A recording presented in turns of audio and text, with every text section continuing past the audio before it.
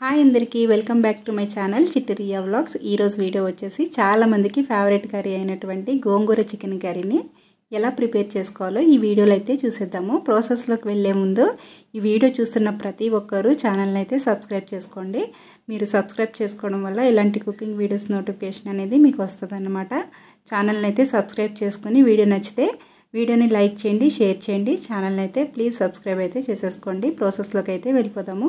ఈ గోంగూర చికెన్ కర్రీకి మెయిన్గా మనకి కావాల్సినటువంటి ఇంగ్రీడియంట్స్ ఏంటంటే గోంగూరని అయితే తీసుకున్నాను. 3 కట్టలు గోంగూరని తీసుకోవాలండి. మార్కెట్లో మనకి 2 రకాలైనటువంటి గోంగూరలు అయితే దొరుకుతాయండి. ఒకటి మంచి గోంగూర, ఒకటి పుల్ల గోంగూర అని చెప్పేసి ఉంటాయి. నేను ఇక్కడైతే మంచి గోంగూరని తీసుకున్నాను. మంచి గోంగూర ఏంటంటే కొంచెం పులుపు తక్కువ ఉంటుంది, టేస్ట్ కూడా చాలా బాగుంటుంది అనమాట. రొయ్యల్లోకి కానీ ఇలా చికెన్ కర్రీలోకి కానీ చాలా టేస్టీగా ఉంటాయి.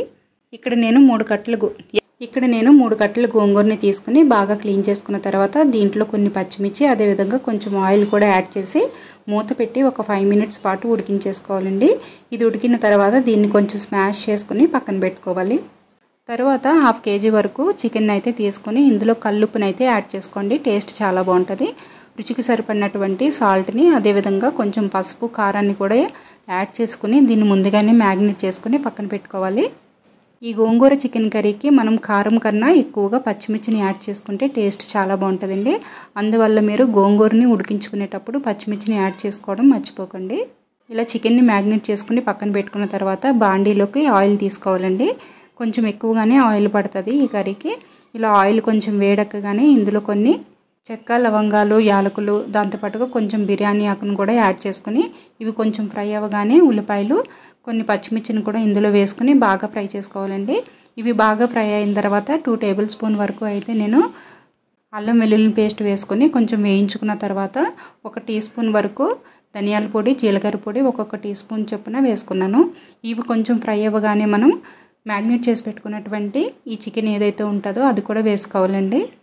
ఆనియన్స్ని యాడ్ చేసినప్పుడే మీరు కొంచెం కొత్తిమీరని కూడా యాడ్ చేసుకోండి. టేస్ట్ చాలా బాగుంటుంది.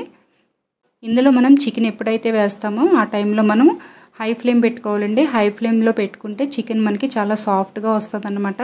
హై ఫ్లేమ్లో దీన్ని 5 మినిట్స్ పాటు తిప్పుతూ దీన్ని ఉడికించుకోవాలి. తర్వాత దీన్ని 5 మినిట్స్ పాటు లో ఫ్లేమ్లో పెట్టి ఆయిల్ పైకి తేలేంత వరకు ఉడికించుకున్న తర్వాత ఇందులో కొంచెం వాటర్ని అయితే యాడ్ చేసి 5 మినిట్స్ పాటు ఉడకనివ్వాలి. 5 మినిట్స్ పాటు ఉడికిన తర్వాత ఇందులో మనం ఉడికించి పెట్టుకున్నటువంటి ఈ గోంగూరను కూడా వేసుకొని బాగా కలుపుతూ దీన్ని లో ఫ్లేమ్లో బాగా కుక్ చేసుకోవాలండి. గోంగూర ఇందులో వేసిన తర్వాత దీన్ని బాగా లో ఫ్లేమ్లో పెట్టుకుని ఉడికించుకోవాలండి. లాస్ట్లో 2 పచ్చిమిర్చి, కొంచెం గరం మసాలా యాడ్ చేసేసుకుంటే కర్రీ అనేది రెడీ అయిపోతుంది. వీడియో నచ్చితే వీడియోని లైక్ చేయండి, షేర్ చేయండి.